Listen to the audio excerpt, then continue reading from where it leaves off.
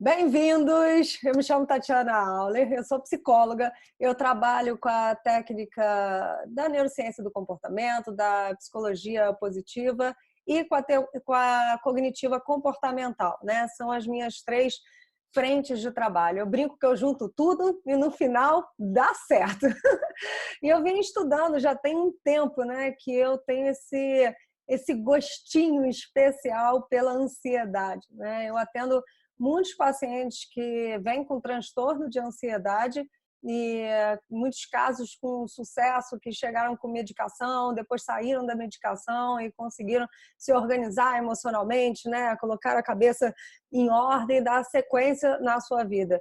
Agora, muitas pessoas têm dúvida sobre a ansiedade, né? Se a ansiedade ela é algo bom, ela é algo ruim, se todos nós somos ansiosos, se a ansiedade ela é característica de uma personalidade, né? Que emoção é essa e o que é essa tal ansiedade?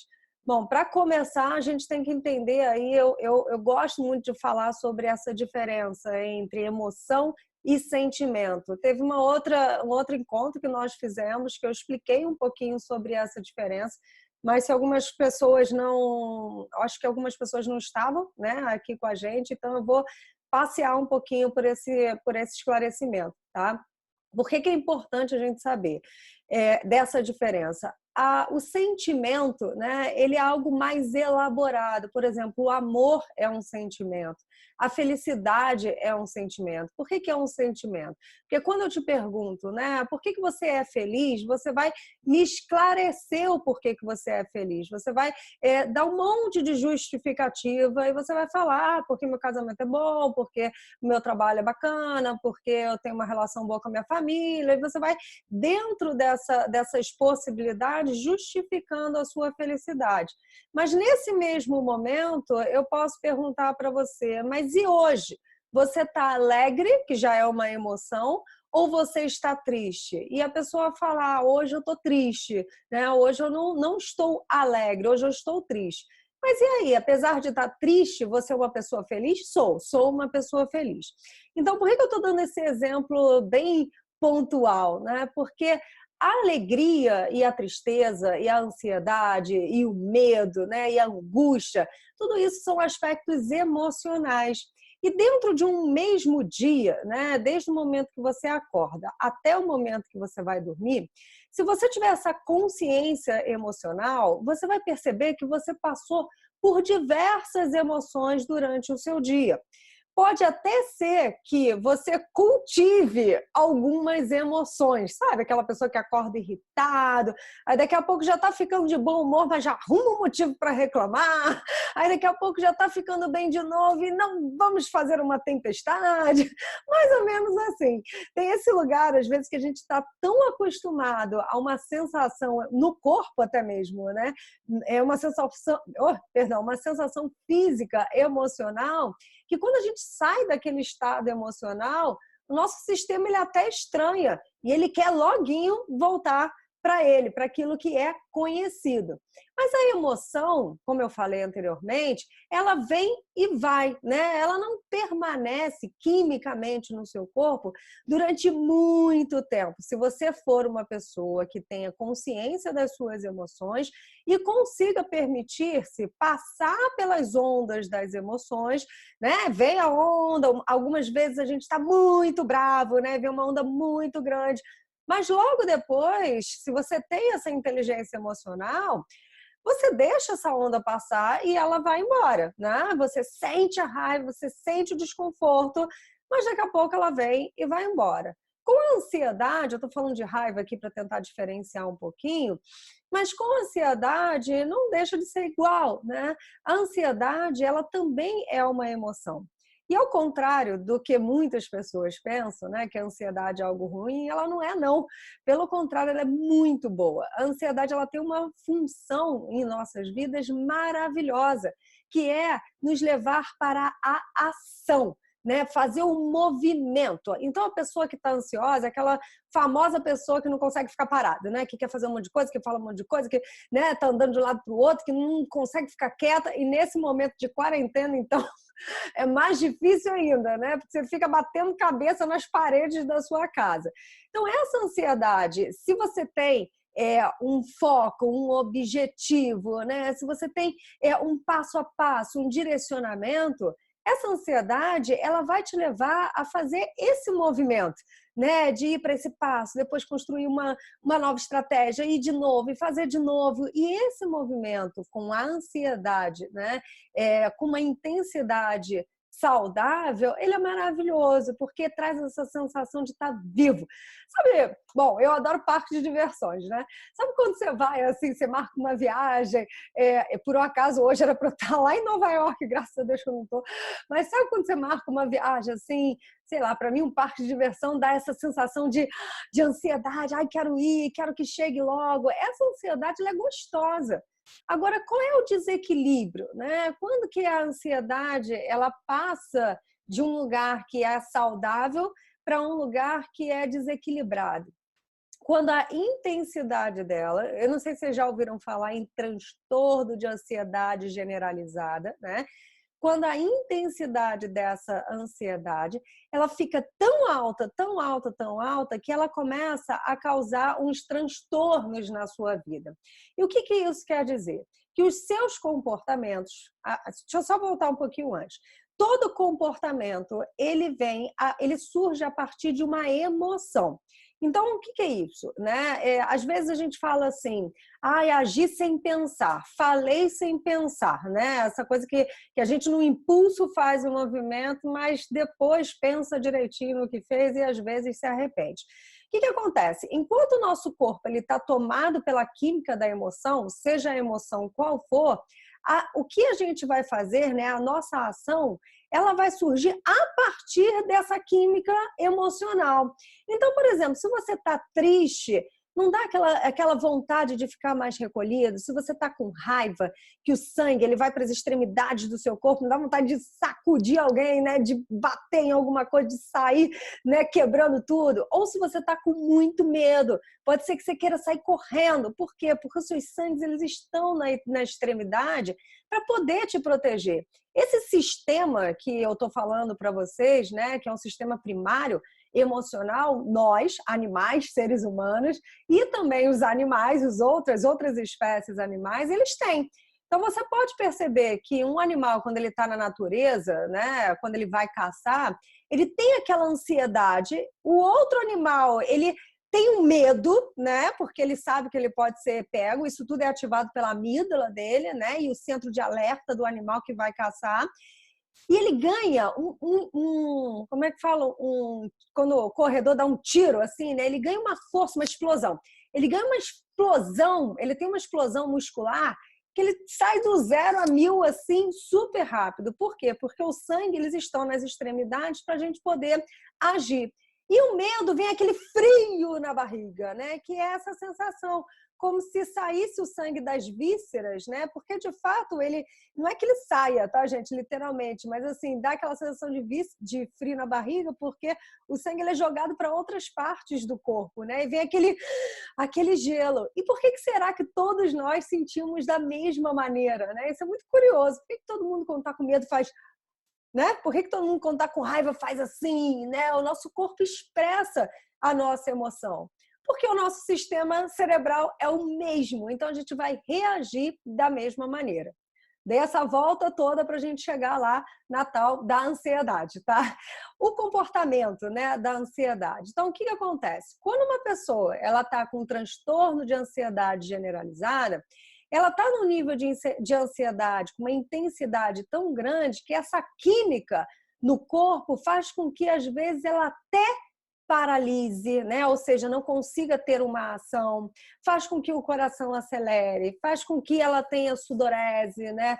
Pode dar até vertigem, né? Essa sensação assim de ficar meio tonto, uma sensação de falta de ar. Tudo isso tem a ver com transtorno de ansiedade generalizada que pode vir até com uma síndrome do pânico, tá? Mas não precisamos ficar preocupados com isso. Se alguém tem uma síndrome do pânico ou um transtorno de ansiedade generalizada, deve ter um acompanhamento psicológico e também psiquiátrico para poder regular essa química.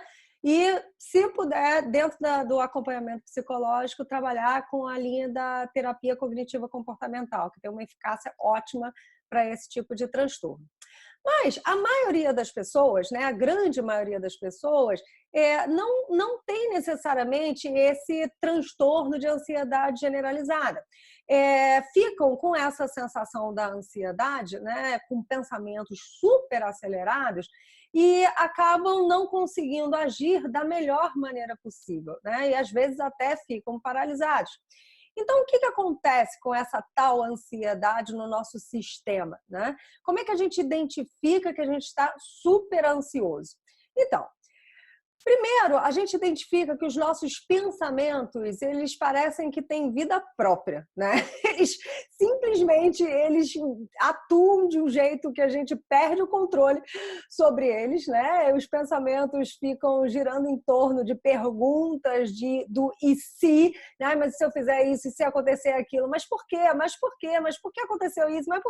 E você acaba não fazendo exatamente nada com esses pensamentos. Então, esse é um ponto muito importante. Se você tiver aí nesse momento, né, tendo uma sensação de uma crise de ansiedade ou qualquer coisa assim, começa a observar por onde você está passeando com os seus pensamentos, né? Que lugar é esse que você está permitindo que os seus pensamentos eles divaguem por aí, sem que você tenha domínio sobre eles, né? Eu acho que esse é o primeiro ponto. Porque nessa qualidade de pensamento, você precisa identificar se, primeiro, você tem um objetivo concreto em estar pensando isso, né? Ou seja, se você vai fazer alguma coisa com esse pensamento que está vindo aí na sua mente, se ele é útil ou se ele é inútil, tá? Eu vou colocar de uma maneira até bastante forte, intensa, né? Assim, esse pensamento, para você poder avaliar, esse pensamento que eu estou tendo, que está me incomodando, está me enchendo o saco, está me fazendo ficar angustiada, ele é útil ou ele é inútil, né? Começa a avaliar, ele é útil ou ele é inútil? Está te perturbando? É útil ou é inútil? Se ele for um pensamento útil, quer dizer que você pode fazer alguma coisa com esse pensamento. Ou seja, que você pode dar um sentido para esse pensamento, né? Poder encontrar uma solução, começar a responder essas perguntas que ficam na sua mente, né? Você vai levar o seu pensamento para um novo lugar, conduzir o seu pensamento, como se você pegasse ele pelas mãos e falasse o pensamento, imagina... Ai, gente, fiz uma imagem na minha cabeça maravilhosa agora. Imagina que o seu pensamento é aquela criança de 7, 8 anos tagarela que fica falando pra caramba. E aí você pega essa criança pela mão e fala assim, calma aí, vamos conversar, né? Deixa eu bater um papo com você, deixa eu entender o que você está querendo, né? Qual é a sua necessidade nesse momento? Aonde que você quer chegar com esses pensamentos, com essa qualidade de pensamento? E aí sim, você vai pegar os seus pensamentos pela mão e você vai conduzindo eles da melhor maneira possível até que você possa encontrar um objetivo, né? Um final, né? Uma conclusão. E aí eles não vão mais ficar na sua cabeça.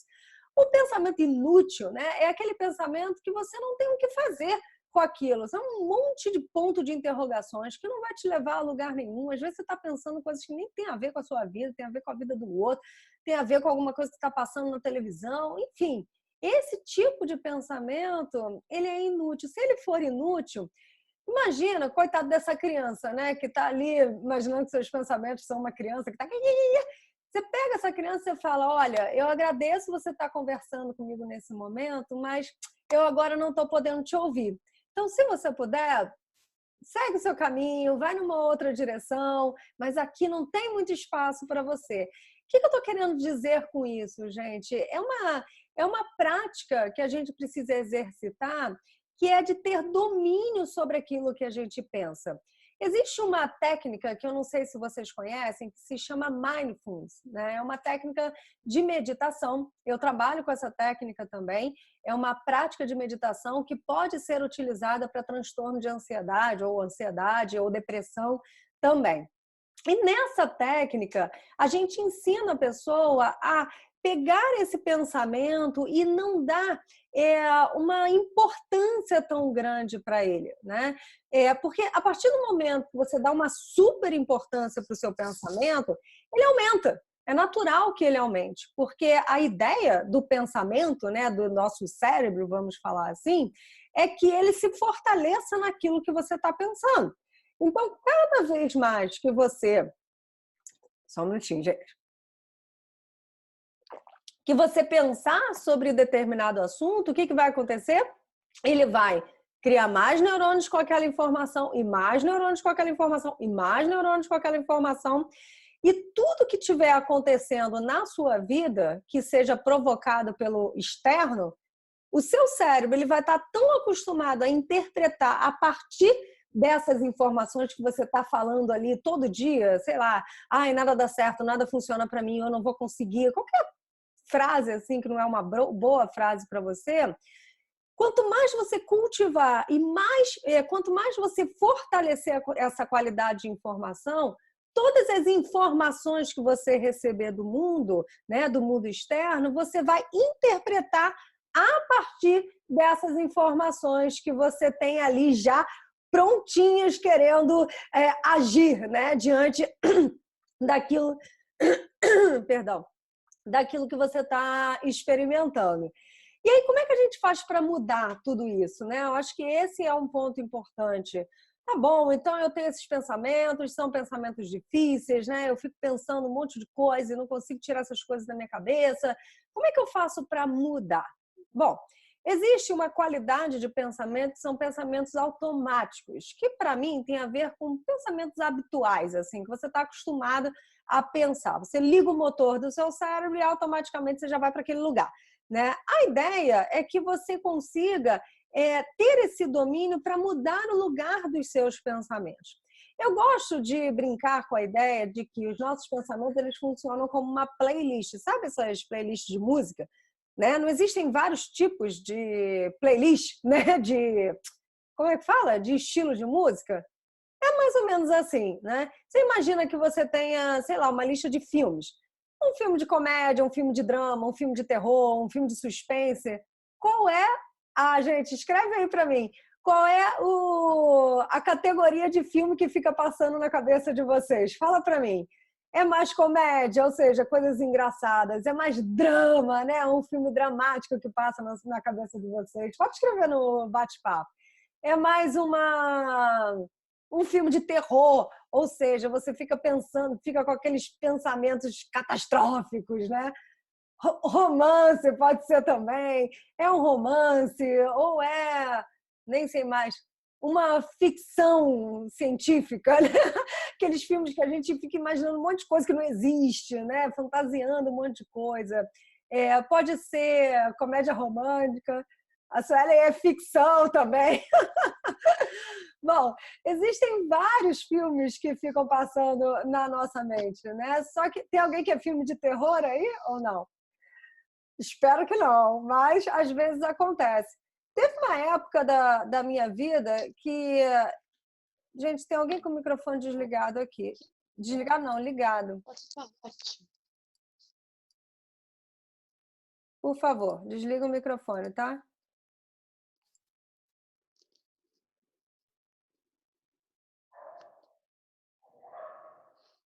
Gente, tem alguém com o microfone ligado. Por favor, desliga o microfone aí, tá? Fernanda, era o seu, não é, menina? Te peguei. Suspense, olha, drama, tem época que é terror. Então, olha só, essa consciência, né, gente, de que a gente tem várias possibilidades de filme que passam pela nossa cabeça, né? E que esses filmes, quando eles ficam rodando, né? E na mesma categoria, isso vai gerar uma sensação de mal-estar. Não tem jeito, né? Assim, mesmo que você acredite que que aquilo são só pensamentos, calma aí, gente. Aquilo são só pensamentos, que não tem nada a ver, que você não vai sentir, você não vai alterar a química do seu corpo porque você está só pensando. Olha, é exatamente desta maneira que a gente altera a química do nosso corpo, é pensando. Por isso que é tão importante quando a gente tem esse desenvolvimento da consciência emocional, a gente conseguir escolher na playlist, né, escolher algo melhor para passar na nossa cabeça. E aí você pode dizer, ai, Tati, mas eu não consigo, é muito difícil. Claro que é muito difícil, né? Eu entendo que é muito difícil, porque de tanto você pensar, você tem um time de pensamentos aí, né? Imagina uma galera falando sobre drama, uma galera falando sobre terror, né? Como se sua cabeça estivesse cheia de gente falando sobre esse mesmo assunto. E da mesma maneira que você recebe estímulos ruins da televisão, né, de novela, às vezes de filme mesmo, se você entra numa qualidade de filme, ou de pessoas que falam muitas coisas ruins na sua cabeça. Quando você recebe esses estímulos, isso fortalece essa sensação das emoções ruins e dos pensamentos ruins.